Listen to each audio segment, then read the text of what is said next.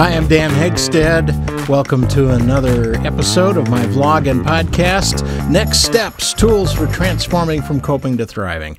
Everything is based on my book of the same title. There it is. You can see it if you're watching on the vlog. This is available as a paperback, as I'm holding in my hand, but it's also an audiobook read by me and a Kindle e-reader. And all that's available on Amazon, and the easiest way to get there is to go to my website, danhegstad.com, and click on the links. It'll take you to Amazon. And I am a speaker and trainer. If you'd like to book me as a speaker, all that information's on my website, danhegstad.com. So thank you for watching. Thank you for viewing. I want to encourage you to hit like and subscribe and share this with other people. I want to get this out to other folks. I think it's some good information that can help folks lead happier lives, and that's what it's all about. I'm here to help. So, today, in this episode, I want to talk about secrets. And this is going to be pretty challenging for some of you, as well it should be. Secrets are secret for a reason. And you can be very afraid of secrets. But we're going to move ahead with some courage, and I want to remind you that you are in charge of this process. Nobody is going to make you do anything, but I hope you'll be open-minded enough to just listen to what I have to say and then move ahead as you feel comfortable.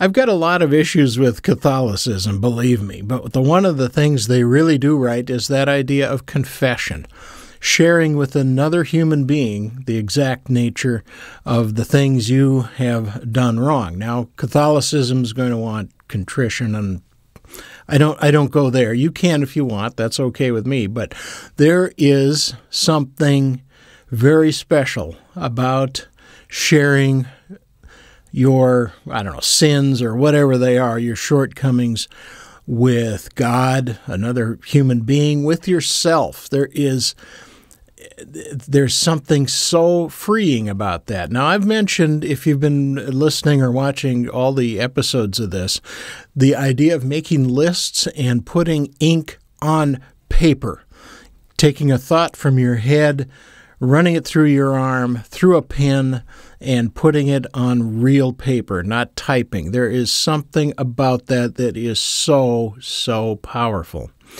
And moving on with your life and sharing that deepest secret that's been holding you back with yourself, God, and another human being. I mean, that's the fifth step of AA, is admitted to God, to ourselves, and to another human being the exact nature of our wrongs. And there's a reason that is in there. And so this is really important. And again, you don't have to do this. But one of the wisest things anybody ever said was, the only way out is through. The only way out is through. And these things are not going to go away unless you take some action.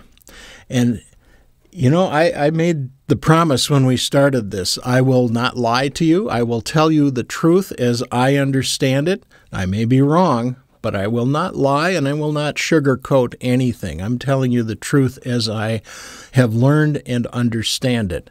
And this is my understanding. And I'm not known for big, bold, definitive statements, but this is one I make and I stand by. I know of nobody who has dealt with their stuff with courage and moved forward. Anybody who's dealt with their stuff who has regretted it. As hard as it may have been, they always, every time, 100% say it was worth it. Was it challenging? Sure. But it's always worth it. So I want you to start out from the attitude of, I'm going to listen to this, and it may be possible. Whatever you're holding, that secret you swore you'd take to the grave, the thing you are most ashamed of, that there is at least a possibility that you can move beyond that. And right now, today, I'm just asking you to have that thought, that there is a possibility it could be in the rearview mirror and you can move forward. You can move beyond that. That's it. Now, if you decide you want to move further, I got some ideas. So you believe it's possible. That's good. If you decide to take the next step, and you're 100% in control of this, I'm going to ask you to say it out loud to yourself.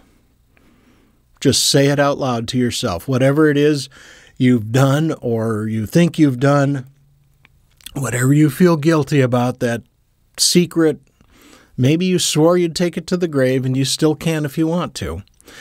Just say it out loud. And that's all you need to do. If you decide you want to move forward, I would say the next step is to write it on a piece of paper with the intention of thoroughly destroying that piece of paper. And again, ink on paper. And plan, before you even start, to find a way that you can burn that piece of paper without burning your house down. Be ready to do that, because that's your intention. That thing that you've been holding on to that's been holding you back, write it down on a piece of paper and destroy it. That's it. That's all you have to do. You're 100% in control of this. You can stop there if you want. But if you decide to move forward, I suggest sharing that secret with somebody. Now, be careful here. There are people I've known who they've wronged somebody, and so the first thing they do, they want to get rid of this now that they've started looking at it. So they go find the person they've wronged and confess to them. You may do that at some point, and maybe that's just the thing you need to do, but think it through first. Think it through first. It may not be the best thing to throw it out there that way. Maybe it is, but don't do it yet. Think it through.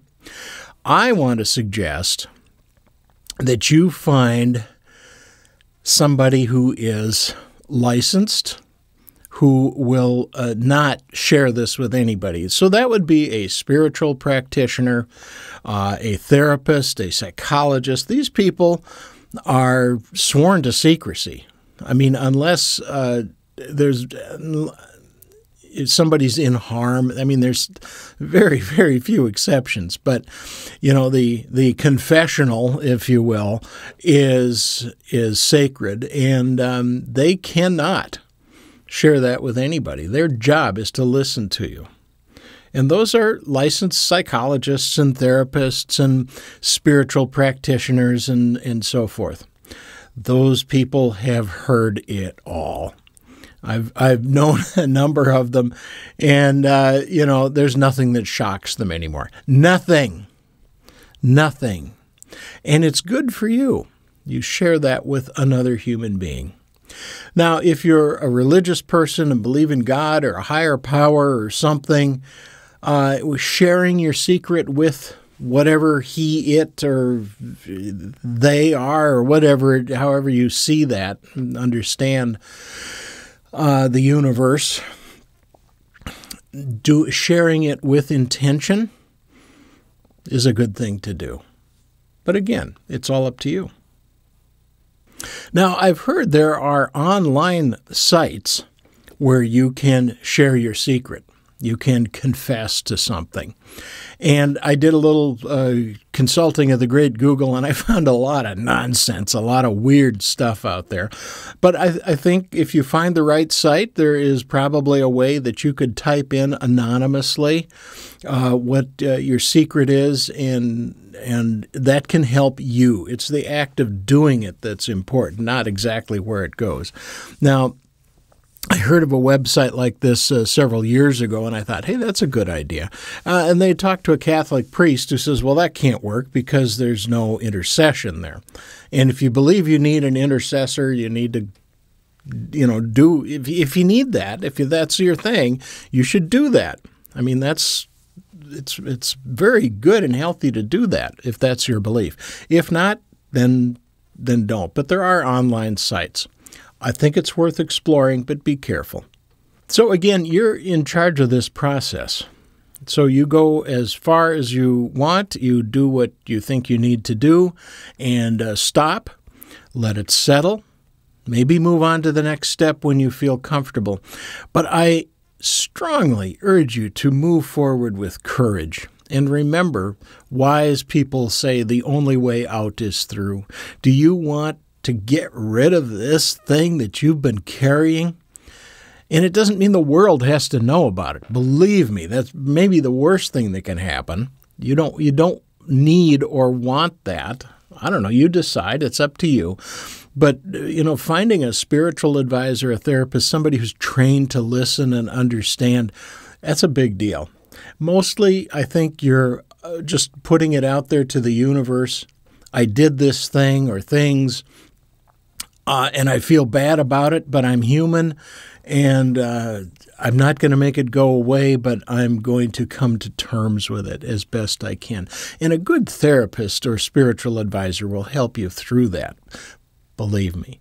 So we start with just believing that it's possible, that thing you've carried with you forever, that it can not go away, but it will lessen its hold over you.